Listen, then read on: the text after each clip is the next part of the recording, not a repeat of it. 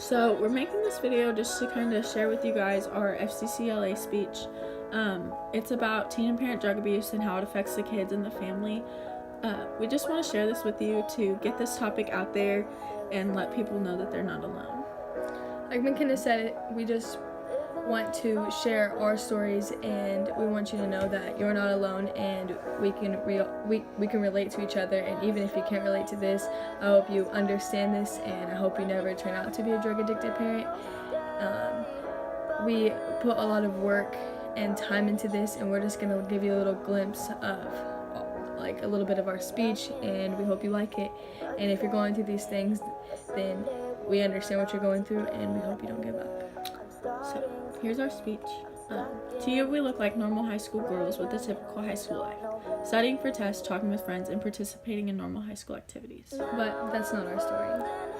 We both grew up with a drug-addicted parent and agreed that we should reach out to other teens and share with them our stories and let them know that they're not alone. When we were younger, we felt alone, as if we were the only ones dealing with what we were going through. Little did we know we were dealing with the same thing. Freshman year of high school, we began talking more and spending more time outside of school. We both opened up about our fathers and talked about how it has impacted our lives. We have both experienced these things as we grew up. Both of our dads abused drugs some way and have been in and out of jail. We struggle with self-love and acceptance, and we wanted to show everyone that these things don't define you. We are still going to school, and we're not giving up. We recently began sharing with other teens and preteens to let them know they are not alone. We wanted to spread our stories and impact anyone going through the struggles of a drug-addicted parent. We are fortunate enough to find each other, but not everyone has their Chloe or their McKenna as a support system like we do. Did you know 90 American teens die every day from drug overdoses? 50% of seniors in high school have abused drugs of some kind. 60% of teens report that drugs are kept, sold, or used in their school. 15,006 teens will use drugs with their own parent each year. In America, by senior year of high school, 60% of teens have used marijuana. In the United States, there are between 11 and 17.5 million teens living with a drug-addicted parent. These are just a few of the hundreds of statistics surrounding teen and parent substance abuse, which is not only shocking but also very disappointing. When a parent makes the choice to use drugs, it can make an ongoing impact on the child and the rest of the family's lives. Growing up in this type of system, you tend to adopt a majority of the following roles: the responsible child, the adjuster, the placator, the acting out child. The responsible child needs consistency and structure. When the parent doesn't provide it for them, the child will often provide it for themselves. The adjuster child is always adjusting to whatever happens. This child thinks, I can't do anything about it anyway, so I'm not going to. They kind of are invisible. The placator is perceived as the most sensitive. This child often feels bad for everyone else, so they try to fix everyone else's problems instead of fixing their own. The acting out child is a stereotype of the system. This child tries to cause distraction in their own lives by making poor choices.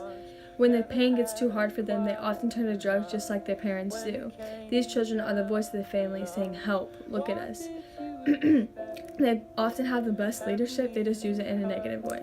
I personally am the placator. I've demonstrated this my whole life. I'm a very sensitive and emotional person. I feel like I grew up and matured at a very young age just because I'm always helping my mom. No matter what it is, I'm always picking up the house before she gets home from work or helping her with my brothers in the mornings just to make sure that everything's done and she doesn't have to do it. And I also do this stuff as a distraction to keep my mind off of other things. I personally am the adjuster. I demonstrated this my whole life. I'm kind of just the type of person to just go with the flow. I adjust to everything and keep everything in. I feel like this is the only way to not feel pain. I'm kind of detached from my family, and like that's not always a good thing, but that's how I cope with my pain. Although this has influenced our childhood, we aren't going to let it control our lives. Together, we got into some trouble and got caught up with the wrong people. We came very close to never being able to spend time with each other again.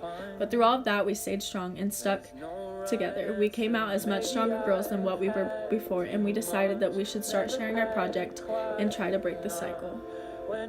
In the month of December, we got the chance to spread the word by presenting our project, Breaking the Cycle.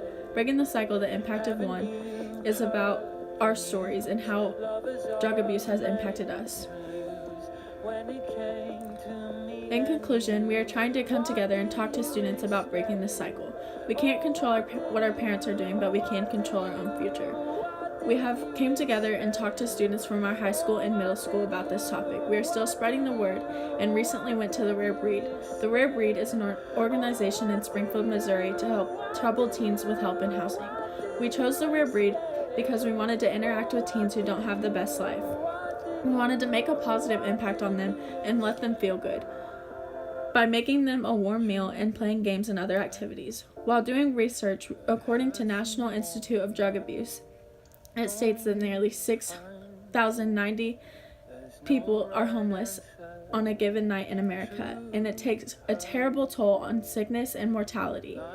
The leading cause of death among homeless Americans used to be HIV, but that has been replaced with drug overdoses. While we were at The Rare Breed, teens were openly talking about drug abuse, which is really sad according to the statistics above. People say that things like this is in our genes, but we will not let that define who we are. We could easily turn out to be just like our dads. We choose not to let this happen. We want to overcome and succeed by showing people that just because your family is like this doesn't mean you have to be.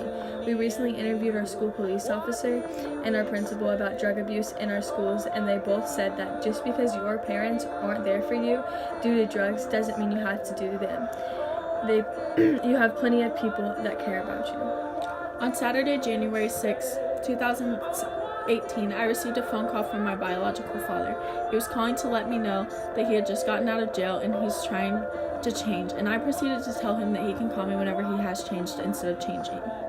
Thanks to my dad using drugs, in the event of my dad passing away, I won't have that chance. Together we are breaking the cycle.